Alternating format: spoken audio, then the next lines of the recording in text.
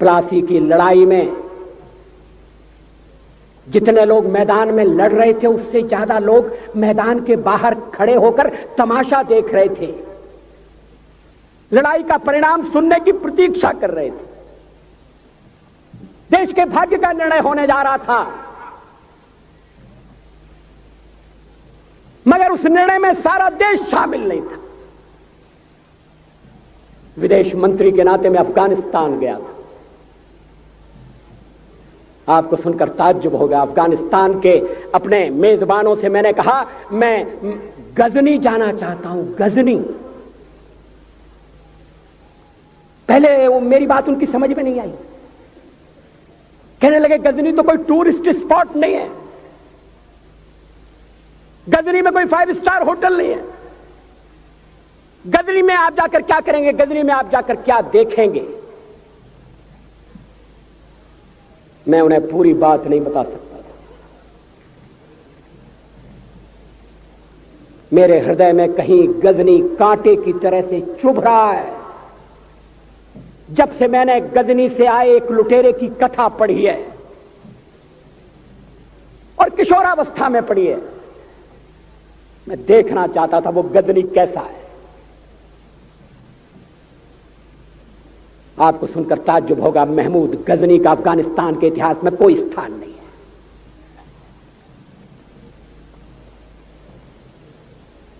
गजनी छोटी सी जगह है, छोटा सा गांव है।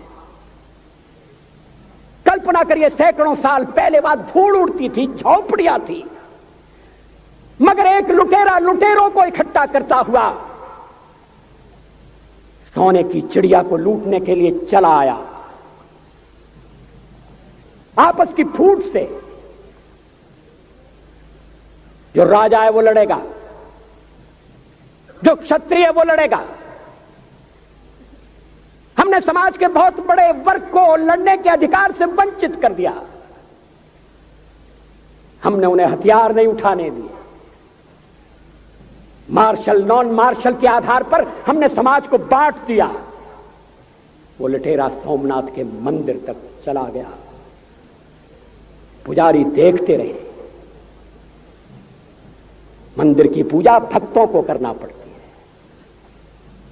है। मंदिर तो एक प्रेरणा का केंद्र है। मैं देशपांडे जी की तरह से नास्तिक नहीं हूं, मगर उनकी नास्तिकता में भी जो आस्तिकता है मैं उसका आदर करता हूं, उसका सम्मान करता हूं। वो जिस आत्मविश्वास से नास्तिक होने की बात कहते हैं, तो मैं उनसे कहना चाहता हूं वो सचमुच में नास्तिक नहीं है। जिसकी आस्तिकता है, जिसका विश्वास है, वो नास्तिक कैसे हो सकता है? विश्वास किसमें है यह बड़ी बात नहीं है, विश्वास है या नहीं। हमने समाज के बहुत से बड़े वर्ग को विश्वासहीन बना दिया।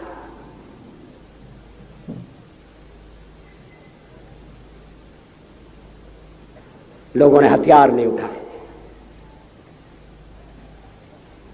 वेद पढ़ने के दरवाजे बंद कर दिए। इसलिए हम पादाक्रांत हुए। अफगानिस्तान में मैंने एक बात और देखी। मुझे जिस होटल में ठहराया गया उसका नाम था कनिष्क। अफगानिस्तान एक मुस्लिम देश है। मुझे बड़ा ताज्जुब हुआ। मैंने कहा कनिष्क यहां कहां से आया? तो मेरे साथ अफगानिस्तान के विदेश मंत्री थे। मैंने कहा कनिष्क आपका कौन लगता है? कनिष्क से आपका क्या संबंध है? कहने लगे कनिष्क हमारा पूर्वज है, कनिष्क हमारा पुरखा है। He was one of our forefathers। मैंने कहा तब तो हमारे आपके पुरखे एक हैं। अफगानिस्तान के लोगों ने उपासना पद्धति बदली है, संस्कृति नहीं बदली। आज के भारत के परिवेश में यह सुनने के बाद थोड़ा विचित्र लगता है।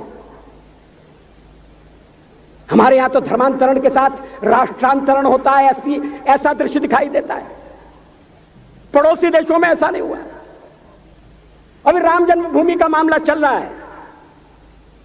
एक विदेशी आए, कहने लगे राम जन्मभूमि का क्या झगड़ा है? हमने कहा इस पर विवाद हो रहा है कि श्री राम कहां पैदा हुए थे, और जहां पैदा हुए थे वो स्थान उनके मंदिर के लिए प्रयुक्त किया जाए या न किया जाए। वो इंडोनेशिया से आई थी, वो मुसलमान है।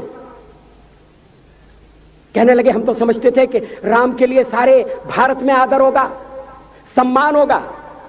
हमने कहा ये आपने कैसे समझा?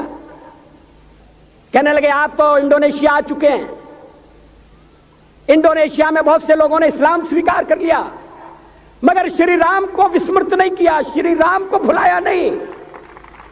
इंडोनेशिया के बाली द्वीप में 1 महीने रामायण की लीला होती है। मैं उस समारोह में जा चुका हूं। उस समय भी विदेश मंत्री मेरे पास बैठे थे। मैंने कहा ये रामायण ये क्या हो रहा है? मैंने कहा एक्सीलेंसी ये मंच पर क्या हो रहा है? कहने लगे एक्सीलेंसी आपको पता होना चाहिए। हमने कहा मुझे तो पता है मगर मैं जानना चाहता हूं। कहने लगे ये रामायण है, ये राम है, ये लक्ष्मण है, ये सीता है। हमने कहा इनसे आपका क्या संबंध है? आप तो मुसलमान हैं। कहने लगे हमारा संबंध बहुत पुराना है, हमारा तब का संबंध है जब हम मुसलमान नहीं हुए थे। थाईलैंड की राजधानी अयोध्या कही जाती है। थाईलैंड के राजा को आज भी राम कहा जाता है। सावरकर जी ने हिंदू राष्ट्र की बात की, हिम्मत के साथ। बुनियादी तौर पर भारत हिंदू राष्ट्र है।